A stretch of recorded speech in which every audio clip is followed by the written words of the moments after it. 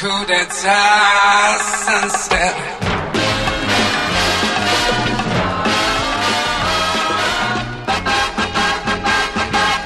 Sunset sound, coup d'etat. Good afternoon and welcome to our one-on-one session where we bring you some of the biggest names in dance music, and today we have a very special guest all the way from New York City, Mr. Kenny Dope. Welcome, Kenny. How you doing, man? What's going on? Thanks for coming, eh? No doubt. Thank you for having me. Now, let's start off. You started spinning block parties in the mid-'80s. What was the music back then and what was the crowd like? Man, it was just a mixture of a lot of different styles, soul, funk, hip-hop, alternative music, rock music. It was a little bit of everything. And it was just a party vibe, you know. Basically, the block parties it was like you would block off the block, you barricade it, there was no, cars couldn't come up and down, and you would set up a sound system, and then that's what it was. So it's an outside party? Absolutely. Right, okay. Yeah. How many people would you get in these block parties? Hundreds, you know what I'm saying? Whoever could fill the front of the spot wherever you was at, you know. Was this a legal thing or that you were able to do? You needed a permit. You needed a permit to actually block the block off.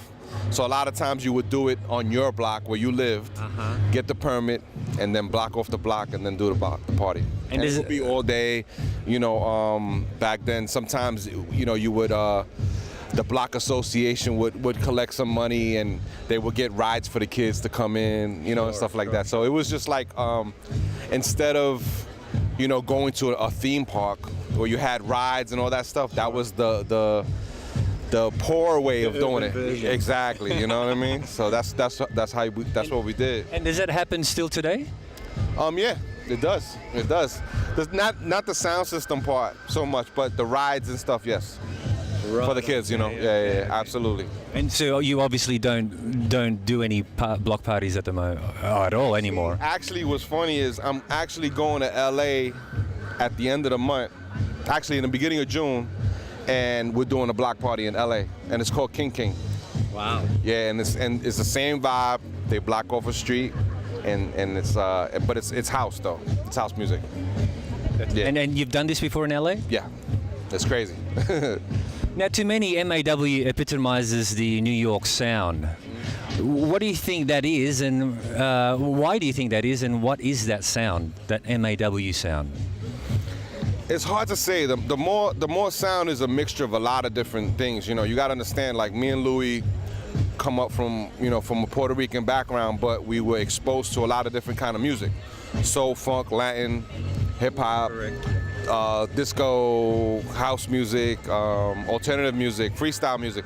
So the more, when we got together, we incorporated all those elements into the sound. So me coming from the hip hop background, that's why the beats were real hard and in your face. You know, him coming from a more melodic background, that's where the keyboards come from. So together, it was just a great mix. You know what I mean? Eventually, later on, we got into live music and live instrumentation and incorporating live musicians. And we kept, the more experience we got, the more we tested things and we pushed the boundaries and stuff. And that's how the whole New Eurekan Soul project came about, when we just got to that point where we did so many house records from 90 to 97, 7 years straight. So he was like, you know what? Let's go back to our roots and let's try and create something more organic. And that's how that project came about. That's fantastic. Yeah. Now, house seems to be experiencing a renaissance. There's a lot of talk about Chicago. How is New York house different to that? New York house has well, basically, Chicago, the house music period started from Chicago. So pretty much the Chicago sound was like 909 drums and keyboard sounds. And then when the New Yorkers started doing it, we added the harder edge element to it. So, you know, a lot of people call it New York house or hard house for us, the original hard house, not the stuff they play now, which was the beats were harder and more edgy. And then we also started using samples to keep that rawness going. But it's two different animals. Sure, You know what I mean? From the Chicago house stuff in the '80s, late '80s, to the New York house. You know, Chicago house, we had artists like Steve Silk Hurley and Marshall Jefferson, who was one of the first house records. You know, from that Ralphie Rosario to, you know, a Todd Terry, or to a Bobby Condors, or people like that, and then ourselves later on. You know. Sure. And do you find you ever playing some Chicago house in your set? All the time. I play it all the time. I played it last week, the week before. It's somewhere, somehow, you know. Depends if the crowd lends itself to it. Yeah, I do it. Sure. Now, your 1995 track, The Bomb, blew up in a big way. Why do you think that is? Don't know. I don't know. It's crazy because that record was a B-side on a 12-inch record. You know, it was a last-minute track.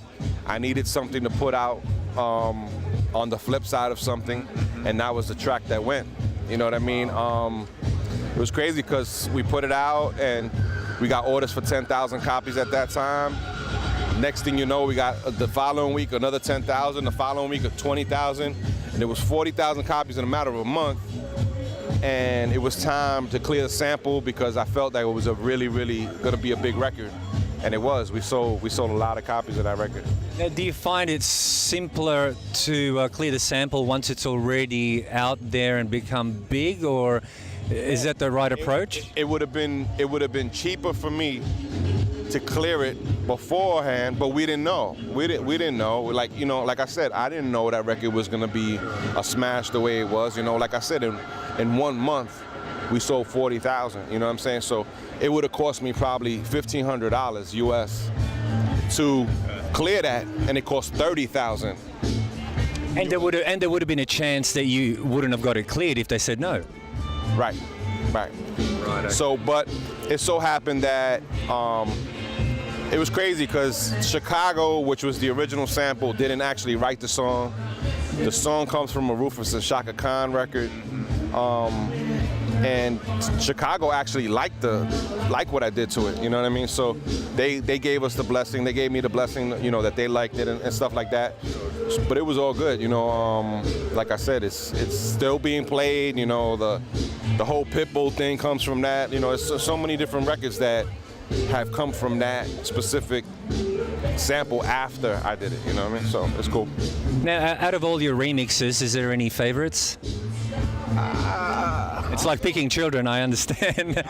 It's so many records, man. Like, you know, between my personal stuff, the more stuff, and then like the stuff I've done for other people, it's just so much music. It's hard to say. It's just like, put it to you this way. If I don't like something, you never heard it. It never came out. Because for the amount of records that I've done, there's double the amount of records that I didn't put out. Right, of course. You understand what I'm saying? Like even when we were doing all the Masters at Work stuff, man, there's so many records that didn't get put out because we just didn't feel it should have came out. You know, it wasn't finished or it wasn't right. You know, Right, okay. That's the difference with the music from before to today's music. Now everything gets put out. You could tell. Everybody can make a beat. Everybody has Pro Tools. Everybody. And the internet, it's just like you're able to put out so much music at any given time that to me, a lot of the music that comes out, they sound like demos. You know what I'm saying? Like they're not finished, you know? That's true. But, you know, I'm here to keep this going, you know? It's been 20 years and there's a lot more stuff coming, you know what I mean? Now, you're a fan of classic funk. Do you get to play that much? Absolutely. Absolutely, yeah. You know, Like, in what setting would you be able to play that? Because I know you play a lot of dance floors. I play everything, man. I play good music. I like to play good music. It depends, you know. Sometimes I get booked just for 45 sets, just to play 45s, and I still play the vinyl. Sometimes, you know, I'm abroad, and they ask me to play that stuff, or there's a booking for it, so I'll play it off the computer. But yeah, whenever. I might play it today. Who knows? You know what I mean? What are your main projects right now? Wow. I just did an album. Well, before that, let's go back a little bit. I did an album this year called Love and War Masterpiece by Raheem Devon. It's on Jive Records. It's a soul, urban R&B album. I just finished this album called Bleed Out by Michelle Moore. That'll be out the 31st of this month. Full album it ranges from pop, soul, jazz, soul, funk. It hits every element. So just did a hip hop album that I got coming out July 12th. And that's all under Kenny Dope. It's called Future Before Nostalgia, and the artist is Rashid Chappelle. That's coming. I have my band in September called The Fantastic Souls. That's soul funk. It's like a street version of New Eurekan soul, soul funk, jazz, hip hop, Latin. It's a little bit of everything. And then in the fall, I have another band coming out called KD Orchestra, which is more towards the disco live set.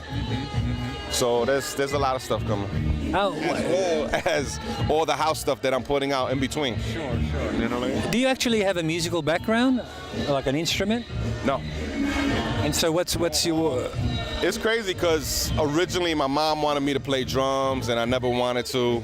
It's so ironic because I became, an incredible drum programmer, with drum machines and stuff. How did you learn how to do that? I learned music, basically programming drums. I would just take a song that I like and recreate it and master it, recreate it the same way it was. Try to find the same sounds and recreate it, and that's how I just kept doing that. Just kept doing that, and until I mastered it. Yeah. Right. Now, how are you finding Bali as opposed to, I guess, other parts of Asia? I'm sure you've been around Asia quite a bit. It's great, man. It feels good. It's a little mission to get here, but I'm finally here. We're finally here. But yeah, it's the vibe is good. Yesterday we went out. We went to the temple on the beach. We went to the Monkey Museum. Just chilling. I love the weather. It's hot, but the beach is here. You know what I mean? We got pool, the villas. We got a great party scenes. It feels good. It feels good. It feels good. Against other Asian, I don't know. I don't think I've ever been on the beach anywhere else, like in Japan or anywhere. I don't think so. Well, you're just about to go on now, so have a wonderful set, and you've got a beautiful sunset here, and the people are coming in. Is there anything that we can expect from you today as far as music-wise? Oh, man, I just play it by ear and just feel it out and just play music, man, It's hard to say.